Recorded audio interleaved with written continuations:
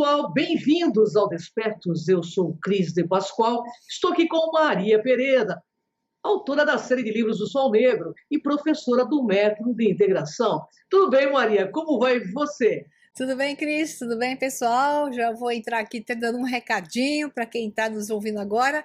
Esse programa que se chama O que Estamos Sempre Procurando, né? Tem muito a ver, por incrível que pareça, embora seja sobre o filme Ad Astra, mas nós usamos os filmes como uma alavanca para trazer informações e raciocínios sobre outras formas, né? Que é mais importante do que o próprio filme em si, mas o filme sempre nos dá o assunto, a temática, né? Então eu digo aqueles que não assistiram o nosso programa anterior, que nós fizemos uma análise não só do filme, mas sim do tema messiânico, sobre se o Messias vai vir, sobre o seriado da Netflix, Messiá, né? Vale a pena que você assista o programa Desperto anterior, que é a procura do Messias, né? E escute tudo que está lá de informações, que está mais profundo do que vai estar aqui, que nós vamos ser mais rápidas nesse, nós somos mais demorados no anterior. Assista primeiro o programa anterior, se você não assistiu, e depois assista esse, que você vai ter mais banco de informações. Então, é com você, Cris. Você conhece a Turquia? Sabe as belezas e os segredos da nossa história que lá se esconde? Em outubro de 2020, a professora Maria Pereira nos levará na busca de grandes descobertas da história humana nas terras lindas da Turquia. Venha conosco e surpreenda-se. Bem, então, como a Maria disse, é o que estamos sempre procurando. Esse filme é com Brad Pitt, né? Ad Astra. Roy McBride, Brad Pitt é um engenheiro espacial que decide empreender a maior jornada da sua vida, viajar para o espaço, cruzar a galáxia e tentar descobrir o que aconteceu com o seu pai, Tommy Lee Jones, um astronauta e que se perdeu há 20 anos no caminho para Netuno. Ad Astra, Rumo às Estrelas, não é para muitos. Mistura um pouco de Interestelar, 2001, e do Odisseia no Espaço, e até a gravidade. E ainda trata da relação pai e filho. Roy sempre teve o pai como um herói e quis ser astronauta, pois essa era a profissão dele. Seu pai fez uma viagem interplanetária e nunca mais voltou. E nada se sabe sobre o que aconteceu. 20 anos se passam e aparecem explosões que podem afetar a Terra. E o Roy, então, é chamado a uma missão no espaço com a missão de descobrir a causa das explosões e exterminá-la. Roy, ele é frio, vive numa solidão que ele próprio se impôs. Talvez porque seja um espelho do pai, talvez porque não consiga se relacionar com o outro. Embora obediente, incrivelmente calmo, combina com o espaço. O som e imagens do filme são deslumbrantes. Os efeitos sonoros misturados à trilha são eficazes. A narração, em off pelo próprio Roy, nos leva para dentro da história, acompanhada de alguns flashbacks que, por vezes, são monótonos. Ad Astra é um filme de drama, aventura e ficção científica norte-americano de 2019, produzido, coescrito e dirigido por James Gray, estrelado por Brad Pitt, Tommy Lee Jones, Ruth Negga, Liv Tyler e Donald Sutherland. Conta a história de um astronauta que parte para além dos limites do sistema solar em busca do seu pai, e de uma solução para impedir uma perigosa experiência que ameaça a raça humana. O projeto foi anunciado no início de 2016, com Gray explicando que queria criar a representação mais realista das viagens espaciais que foi colocada no filme. Brad Pitt assinou contrato para protagonizar no papel principal em abril de 2017. E o resto do elenco se juntou no final daquele mesmo ano. Maria, eu tenho questões para você. O que significa Ad Astra, Maria? Eu tô rindo aqui porque não havia filme mais perfeito pro Brad Pitt que tem a expressão número 1, essa. Expressão número 2, essa. E a expressão número 3, essa.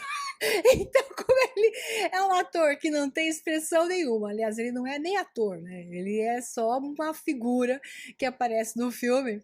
E ele, então, tá regado a muita maconha. Então, ele tem aquele perfil perfeito para o personagem do filme, logo no começo, e que no final acaba mostrando um turmoil, como se fala em inglês, né? Uma tempestade de emoções que não saiu direito para o Brad Pitt, porque o Brad Pitt tá mais pro personagem no começo do filme do que pro final, né? Mas o filme é bem interessante, me deu bastante sono, mas eu queria continuar exatamente para ver como eles iam conduzir. Então o nome é bem também instigante, eu até peguei aqui um trechinho. O que é Ad Astra? Significa em latim para as estrelas. Eu gostei disso nome. Ad Astra. Então é quase que é o Buzz Lightyear dizendo Ad Astra. Então a frase tem origem no poeta Virgílio, né, que escreveu Sic itur ad astra. Então assim se viaja para as estrelas, que é do livro 9 da sequência de A Eneida, né, linha 641, falado por Apolo, né, o deus Apolo, o jovem filho de Enéas, Lulus, falando em Lulus, né, Lilas e Lulus no programa anterior, e opta ardua penis astra queseque, desejo de perseguir as estrelas altas ou difíceis de alcançar, né? Então tem uma historinha bonitinha, o nome, eu achei bacana, bem escolhido, né? Bom, Maria, na verdade, assim, o que a gente percebe nesse filme é que as pessoas querem buscar tudo fora, né? Como nós dissemos na pesquisa que você fez sobre o Al-Messiá, né? As pessoas querem buscar fora, fazer uma exteriorização, e no fundo, essa questão torna-se meio que religiosa, até a ufologia hoje está se tornando uma religião. Esse filme trata aí da busca, então, por ETs, pelo pai aí do protagonista, ou da busca também, né, de Deus. Ou seja, converge tudo para uma busca bem desequilibrada, no meu ponto de vista, né, aonde o filho acaba se espelhando no pai e também se torna desequilibrado, porque ele fica buscando algo fora, nunca dentro. Então, qual é o seu ponto de vista sobre tudo isso, Maria? O filme é bem interessante. Ele mostra várias vertentes. Por horas parece uma coisa muito infantil, né? Outras horas mostram um aspecto bem mais maduro no confronto interno de emoções. Então, assim, o filho é uma valência do pai. Nesse caso, 100%, porque aquilo que ele no final tinha mágoa do pai, porque é uma história típica, né?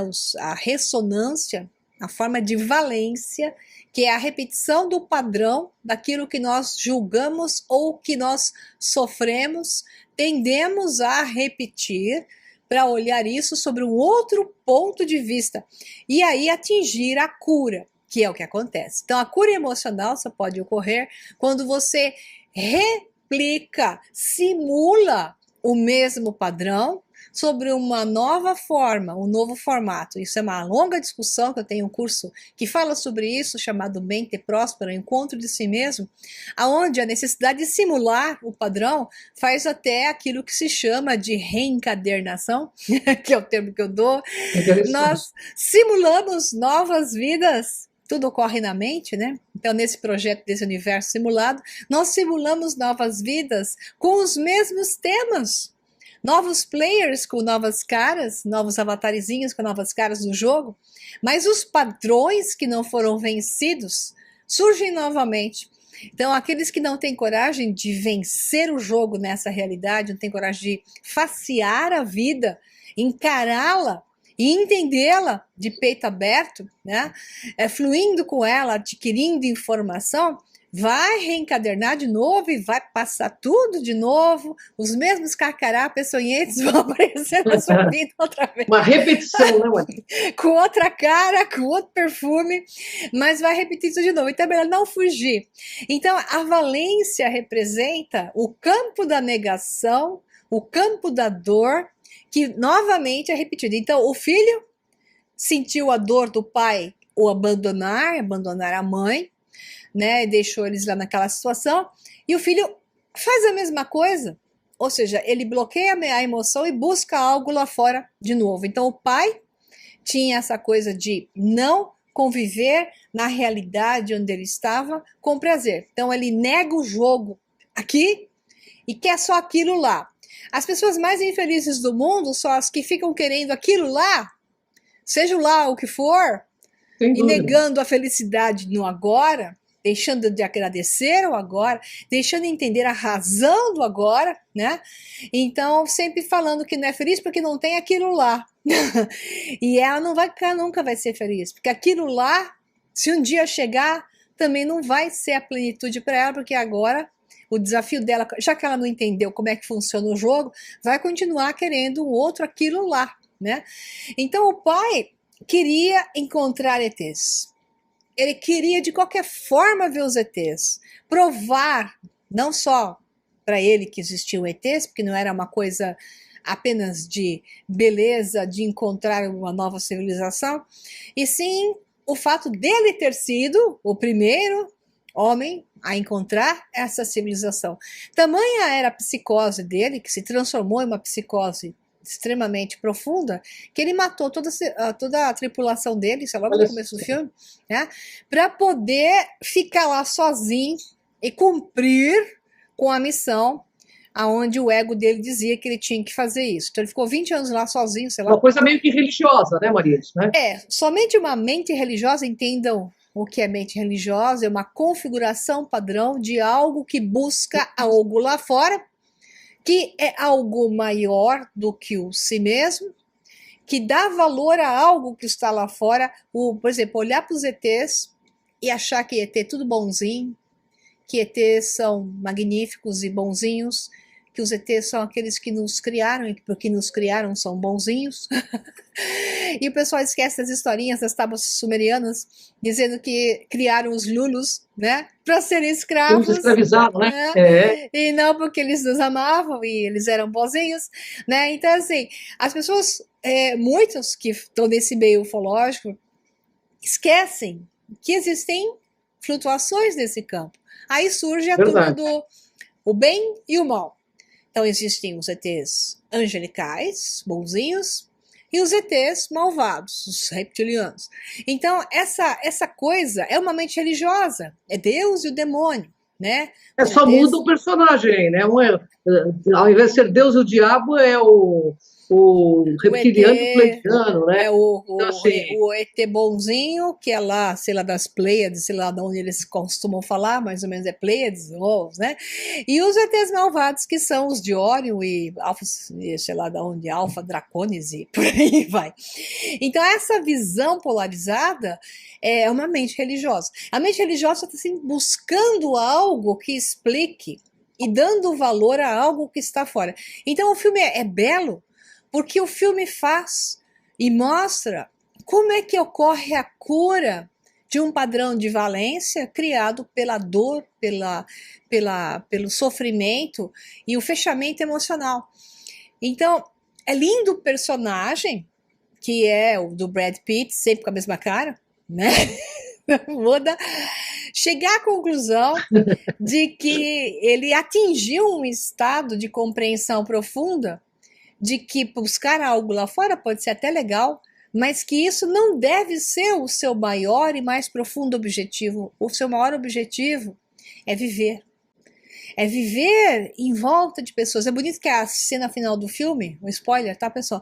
É ele em volta de muitas pessoas, sendo que o filme todo é ele sozinho, né? Com um ou outro, dois ou três, e a maior parte do filme ele está sozinho. Então, a beleza do filme de mostrar o duelo interior do eu sozinho, e de repente esse eu sozinho alcança a consciência de que o divino está em mim.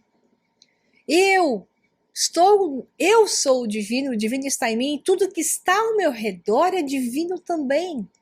Então ele falou, o pai dele nunca se tocou da beleza, né? Ele estava do lado do Netuno lá, ele nunca se tocou da beleza do que tinha em volta. Ele nunca se tocou que aquilo já era o máximo da criação divina.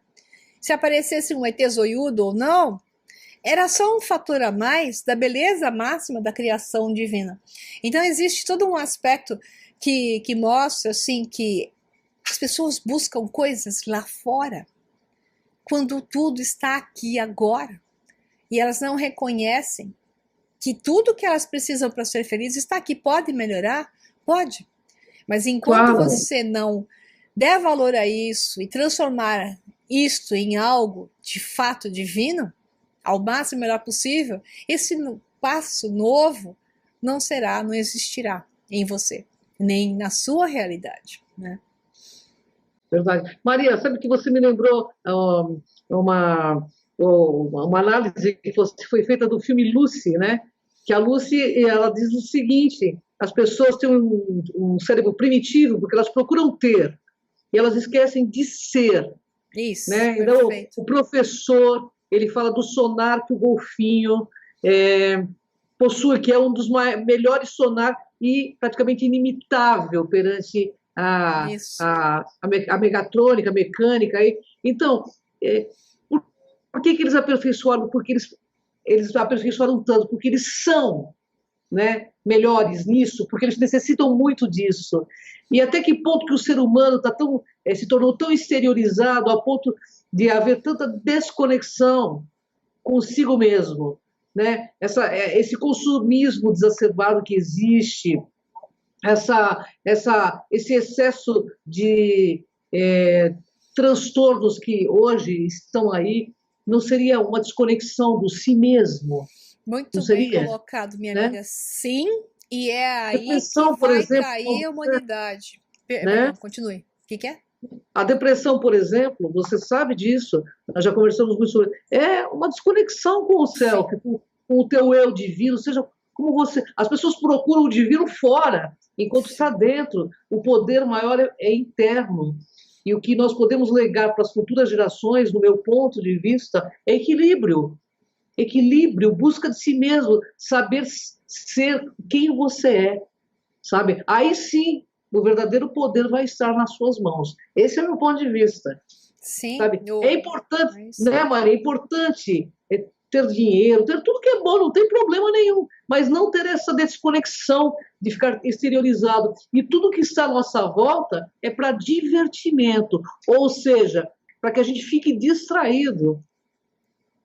Mesmo dentro da ufologia, que você falou muito bem, eu mesmo me afastei de um monte de grupo porque eu vejo uma psicose gritante, né? Às vezes acontece algo desse tamanho e assim, é um egocentrismo, né? O que faz a pessoa pensar que ela é melhor porque ela foi contatada?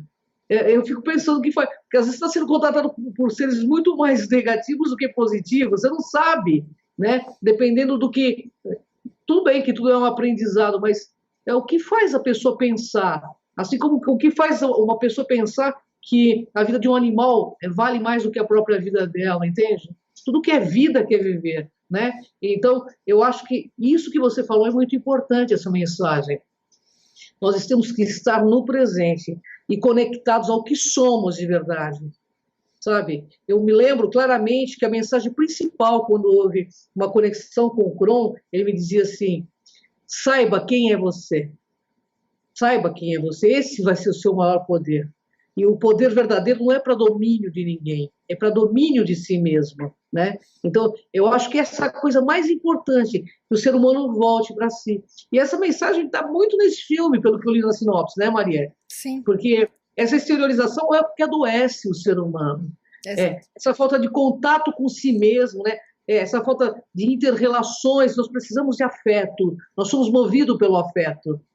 Nós precisamos ter essas relações com seres humanos, com animais, porque nós somos feitos de afeto. Sem dúvida. E a gente precisa ter essa troca, né, Maria? É a conectividade da imagem e semelhança de um mundo holográfico. Então, se eu quero conectar-me a Deus, seja lá o nome que você quiser dar isso, né? Tanto faz, a mente superior, que eu prefiro, significa que para conseguir isso, eu me conecto através das pessoas.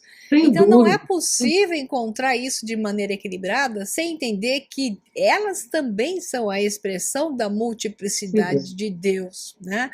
E que nessa multiplicidade, nessa realidade, está a polarização. Então, em cada pessoa, a polaridade vai estar mais para a direita ou mais para a esquerda, mas esses tons de cinza entre luz e trevas haverá em todas as pessoas. Então, quando a gente sabe que isso é o que nós vamos encontrar, Não se vai classificar este ou aquele unicamente, ou crucificá-lo, né? Porque as pessoas crucificam constantemente o Claro. outro por causa de ter uma barriguinha, ou uma bochechinha, ou porque isso, ou por causa daquilo, por coisas fúteis, que dirá algo um pouco mais importante. Aliás, perdoam as coisas mais terríveis e crucificam por algo que elas podem lidar, que é com algo mais insignificante. Isso mostra, quem faz isso, que é um ser desconectado em desespero. Então, o ser que está mais conectado é um ser mais equilibrado e ele abraça. Não quer dizer que ele é um idiota, que não enxerga as coisas como são, pelo contrário. O ser equilibrado enxerga as nuances dele, dos outros e dessa realidade. E aprende a jogar esse jogo nessa realidade, enxergando as nuances. Esse que está deprimido, claro que tem uma série de coisas, pode ser até uma questão química no organismo, mas esse que está deprimido, ele deixou de jogar o jogo, de estar interessado nessa conectividade, estar interessado no desafio, que é o seu maior objetivo nessa realidade. Quando a pessoa recusa a confrontar a dificuldade, porque não tem como ser diferente, não tem nada que vai ser fácil para você, a não ser algumas coisas que virão adicionadas, algumas moedinhas de surpresa que vão surgir. O resto é tudo esforço. E a existência é um sopro. E para soprar e ela continuar se manifestando e essa bexiga continuar existindo e se expandindo, há que existir o esforço do sopro divino, né? E esse sopro é teu. Então, se você parar de soprar, você vai perder ar e vai murchar e vai desaparecer. E as pessoas, então, têm que entender que a vida é esforço, faz parte, tem que se esforçar, mas aproveite a cada instante, que é o mais importante, que a gente tem que entender aqui, né? Maria, tem uma cena lá do filme que Brad Pitt desce com seu foguete lá na Lua. E de repente ele é atacado, né, pelos rovers, uns piratas ali, que são humanos também, parece que são humanos. Qual é o seu ponto de vista sobre isso? Então, Cris, eu achei essa cena interessante, até com a gente deixou escapar, e ninguém comentou isso em lugar nenhum, né? Porque o filme tem todo esse lado mais psicológico e mais bonitinho, assim. Mas ele mostra isso e fica assim. Então, tem uma base na Lua americana, uma grandona, com um monte de gente lá vivendo, virou uma cidade, gente que nasce lá mesmo. Não sei por que o foguete tinha que parar longe, coisa que isso não bate muito bem, né? Mas o foguetinho para longe, eles têm um roverzinho que desce, e até chegar até a base, tem os piratas que vêm também vestidos de astronauta, atirando neles para matar, tanto que matou gente lá, né? No roverzinho deles lá, mata, e o Brad Pitt consegue se salvar, e acaba sendo o único lá na missão, o outro teve quase um infarto cardíaco por causa do susto que ele tomou. Então, assim, o filme mostra o quê? Tem uma competição oficial e uma extraoficial na Lua que tenta impedir que astronautas cheguem na Lua para usar a Lua de uma passagem para outras missões. Mas não explica por quê. Então, fica aí uma pergunta, né, para a gente pesquisar e tentar encontrar que raio foi essa cena. E se foi uma dica de coisas que acontecem lá, a pirataria na Lua agora. Dizem que na Lua, dizem nos meios ufológicos que a Lua é uma base, né? E que tem vida na Lua, a parte escura da Lua. Mas isso vai ser assunto para um próximo programa. Bem, Maria, dando sempre, né, compartilhando muito conhecimento. Eu agradeço muito você, Maria, que eu espero poder esse ano fazer mais programas, porque são maravilhosos. Eu aprendo muito cada programa com a Maria, porque haja conhecimento, viu, pessoal? Maria estuda demais, pesquisa demais, ela compartilha isso. Então, eu me sinto muito honrado. Maria, gratidão. Eu que me sinto honrada de estar com você e com todo mundo, né? Estamos todos aprendendo. Nós não sabemos nada, sabemos uma pitadinha de coisas e com essas pitadinhas estamos usando para tornar-nos mais racionais. É isso. Sem dúvida. E quanto a esse filme, uma coisa é certa. Não é ser ou não ser, é ser. Seja você, esteja com você. Isso. Ame, Porque se você se amando, você vai amar os outros, vai amar todo mundo, vai amar o planeta, vai cuidar do planeta. Isso. Gratidão, Maria. Uma honra estar Eu que agradeço. contigo. Gratidão a você, internauta, que sempre acompanha nossos programas. Se inscreva no canal da Maria Pereda e ou no Cron TV, né? Que lá também tem tem um monte de filme da Maria Pereda lá comigo, a gente discutindo esses assuntos maravilhosos. Gratidão, Maria. Até o próximo Despertas. Tchau, pessoal. Até a próxima.